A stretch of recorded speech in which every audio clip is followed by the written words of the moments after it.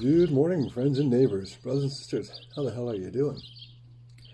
It's been a minute since I sat down and actually talked to you. I hope you did enjoy that mid-month clip trip. Not another clip trip. Things have changed a little bit since then. Look at me. I've got a hoodie on because it's 4 degrees out right now. It's about 5:15. Just got my better half off to work. You can hear the cacophony of birds in the background, but you're here to join me today. I'm not even sure what I'm going to call this video because the reality is it's rather a disconcerting topic. And one of you is not doing very well. One of you is not doing very well at all. So it's not one of my regular subscribers. Actually, it is a lifelong friend who you may have enjoyed his verbal antics in the video Monkey Zombie Dance. I'll leave a link at the end of the video so you can check that out if you want.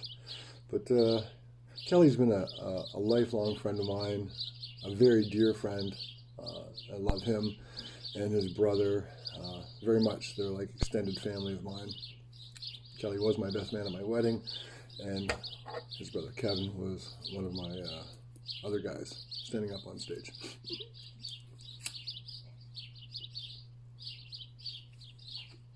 A couple hours boot camp's going to happen, but we're not here to talk about that. I'm here to express an opine and share a little bit of an interaction. So hopefully I'll keep it short and sweet. But last year when the flu started up, Kelly went off the deep end with a lot of folks. He was back in March, April, May of last year, one of those individuals that was staying at home and practicing social distancing, wearing his mask, wearing gloves, hand sanitizing the fuck out of it, and just being driven by the fear-mongering machine. So, hey, to each their own, right?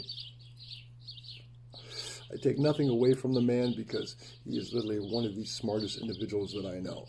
I have a great deal of respect for his intellect and what he brings to the table, so forth, when we've had many, many extended conversations over the decades. So his choices are his choices, and I have to respect them.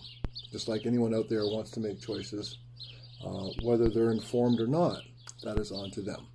So last year, at the height of the stupidity, and his fear had peaked to the point where he was in a bank, and someone was not adhering to the social distancing dots on the floor, and he fucking flipped his wig on this individual. When he regaled me with the story, and unfortunately I don't have that on tape or anything, just because, again, I've known this person for the majority of my life, and to hear them, share their interaction with another human, like he wanted to get a fucking smidgen away from getting physically violent with someone because they weren't adhering to the dots on the floor. Now, this is coming from someone that really doesn't have, they don't have that drive in them. They're not a mean-spirited person. To get worked up to the point to want to be physically violent with another human being, unless that is a natural attribute that you possess, and some of us do. Some of us are more inclined to that methodology of dealing with things. Some of us have a more analytical mind, but I digress. When you're emotional, it's very difficult to keep your head and your wits about yourself. So in this instance, Kelly was in the bank, lost his shit, and almost got physically violent with another individual because of not adhering to fucking the provincial health orders pertaining to the flu.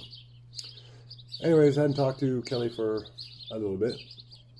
We played phone tag for a little while the last month, and I had a conversation with him the other day. It was a long conversation, well over an hour.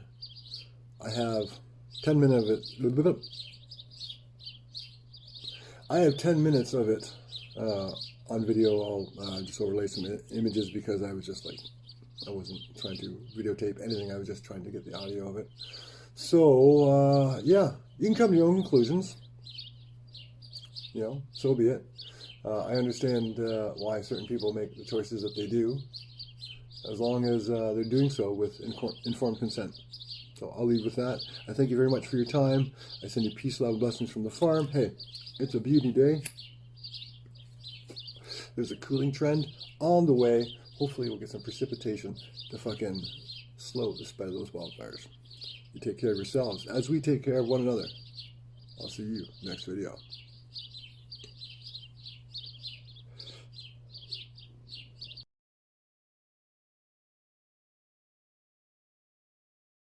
Things can go wrong.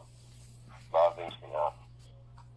Yeah, but the description of the things that you're suffering from and how you're feeling, and the ramifications of those, they're just rather troubling, because like I said, when you started talking about them, I've been in contact with different groups of individuals, and I've heard these type of descriptions of how you feel, the forgetfulness, the physical inability, the shortness of breath. I'm thinking, wow, okay.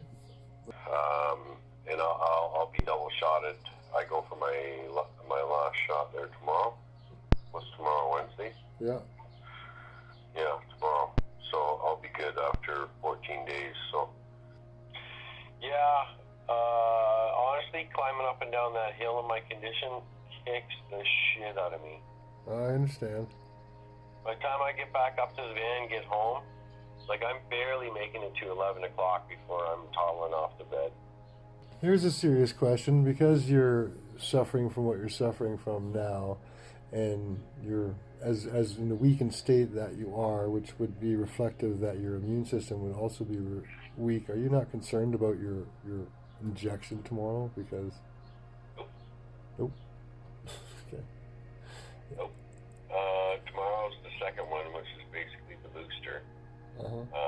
I know tons of people who have had it. Betty just had hers last week, and she didn't even have a side effect or a symptom. But from the worst I've heard of it, like Tanya, she said she had headaches for a day. I don't get headaches. She's migraine prone anyway, so she gets a headache from a lot of different shit. Well, fun fact is, and I know that it's probably underreported, but the VAERS, the Vaccine Adverse Event Reporting System in the U.S., in the last 7 months, they've received more reports on adverse reactions to the vaccines than they have for all vaccines combined used in the last 30 years. But that's okay. I respect people that want to be a lab rat, and this is something you and other people I know that want to do. I just don't understand it, and I'm shocked. We live in a fucking culture of whiners now. Get a hang now, they're calling. I honestly, whether it was fucking the flu season or not, or what was going on, I'm always going to be concerned about you. I'm always going to care about you. And I'll be fine. I'm talking because your current condition, which is fucking serious, is news to me in this conversation. So again, if something were to happen to you, and I love and I care about you, it's going to suck to find out about it after the fact.